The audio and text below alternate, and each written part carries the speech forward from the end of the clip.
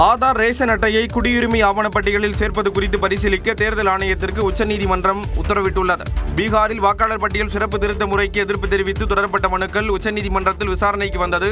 அப்போது இந்தியாவில் ஆதார் அட்டையை குடியுரிமை ஆவணமாக ஏற்க முடியாது என தேர்தல் ஆணையம் திட்டவட்டமாக தெரிவித்தது.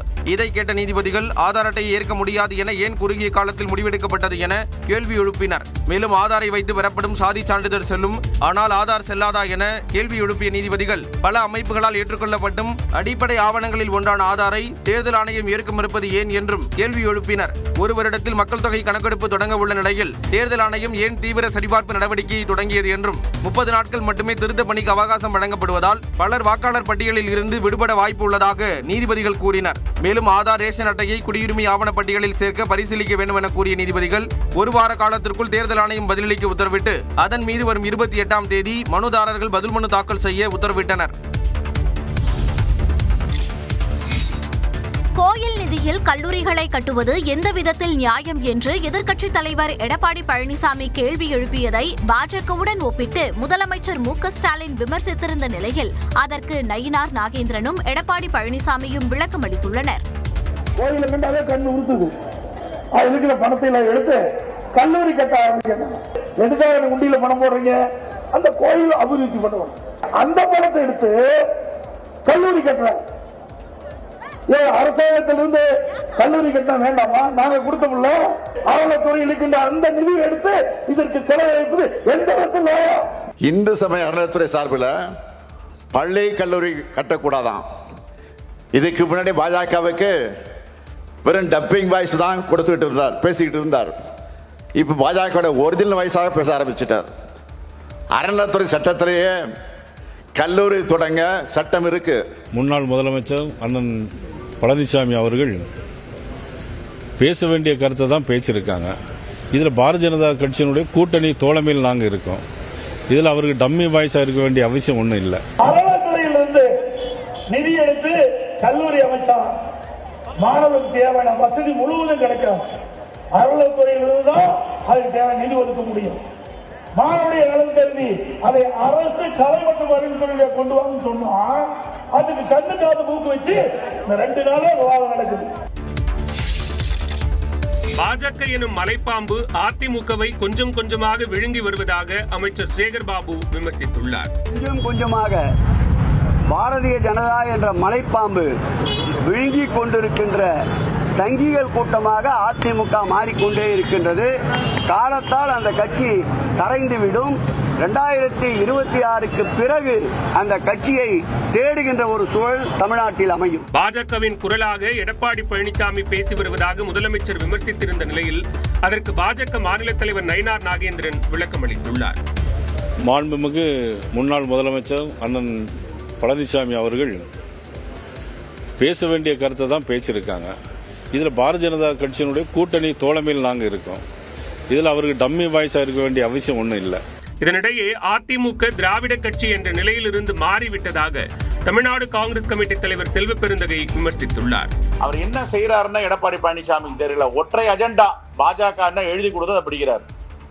RSS என்ன சொல்லுதோ கையெடுத்து கும்பிட்டு கேட்டுக்கிறார்.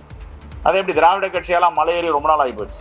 அது திராவிட கட்சியே கிடையாது, சங்கிகளுடைய கட்சி ஆயிடுச்சு. ஜெயலலிதாவை குற்றவாளி என பழித்து பேசியவர்களுடன் அதிமுக கூட்டணி வைத்திருப்பதாகவும் செல்வ பெருந்தகை குறிப்பிட்டார்.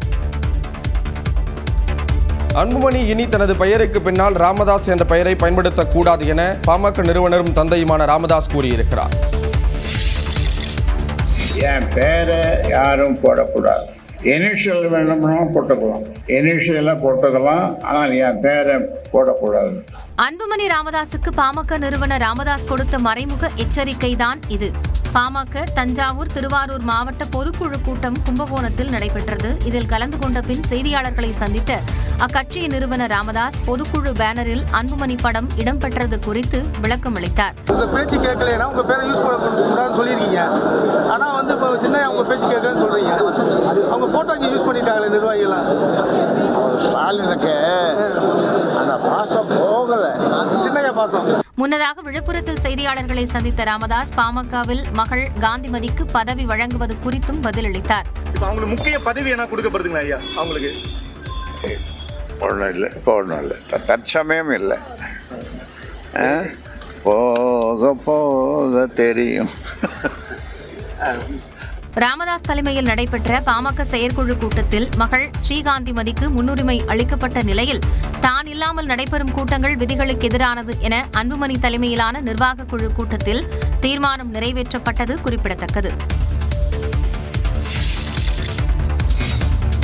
பாமகவில் தந்தை மகன் மோதல் உச்சத்தை தொட்டுள்ள நிலையில் ராமதாஸின் தைலாபுரம் தோட்ட இல்லத்திற்கு அவர் இல்லாதபோது திடீரென அன்புமணி வருகை தந்ததால் பரபரப்பு ஏற்பட்டது. பாமக நிறுவனர் ராமதாஸ் மற்றும் அதன் தலைவர் அன்புமணி ஆகிய இருவருக்கும் இடையே ஏற்பட்டுள்ள கருத்து வேறுபாடு காரணமாக கட்சி இரு அணிகளாக செயல்பட்டு வருகிறது. இந்நிலையில் கும்பகோணத்தில் செய்தியாளர்களிடம் பேசிய ராமதாஸ் தன் பெயரை அன்புமணி பயன்படுத்தக்கூடாது என்றும் இனிஷியலாக மட்டும் போட்டுக் கொள்ளலாம் என்றும் தெரிவித்திருந்தார். இப்பின்னணியில் சென்னை பனையூரில் பாமக மாவட்ட செயலாளர்கள் கூட்டத்தில் கலந்து கொண்ட அன்புமணி பின்னர் திண்டிவனம் அருகே ஓமந்தூரில் நடைபெறவுள்ள நிகழ்ச்சியில் பங்கேற்பதற்காக தைலாபுரம் வழியே சென்றார். அப்போது திடீரென தைலாபுரம் தோட்டத்திற்கு சென்ற அன்புமணி தனது தாய் சரஸ்வதியை சந்தித்து பேசினார். ராமதாஸ் அன்புமணி இடையே மோதல் போக்கு வெட்ட வெளிச்சமானதை தொடர்ந்து சமரச பேச்சுவார்த்தைக்காக ஒருமுறை தைலாபுரம் தோட்டத்திற்கு சென்ற அன்புமணி பின்னர் அங்கு செல்வதை தவிர்த்து வந்தார். பெற்றோரின் 60ஆம் ஆண்டு திருமண நாள் கொண்டாட்டத்தில் கூட கலந்து கொள்ளாத அன்புமணி தற்போது ராமதாஸ் ஊரில் இல்லாத போது அவர் வீட்டிற்கு இரவு 8 மணிக்கு சென்று தாயாரிடம் சுமார் 30 நிமிடங்கள் பேசினார். வீட்டிற்குள் சென்றபோது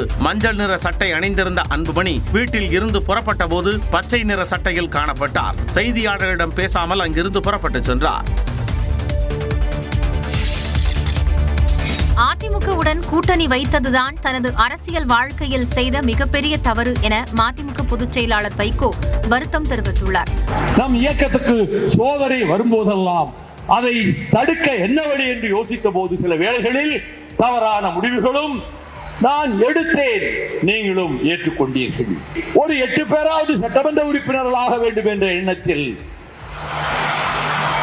ஜெயலலிதா அம்மையார் அவர்களை சந்தித்து நான் திருச்சி திமுக மாநாட்டுக்கு போகாமல் அண்ணா திமுக ஓஎஸ் தோட்டத்துக்கு சென்று உடன்பாடு வைத்தது அரசியல் வாழ்க்கையில் நான் செய்த மிகப்பெரிய தவறு.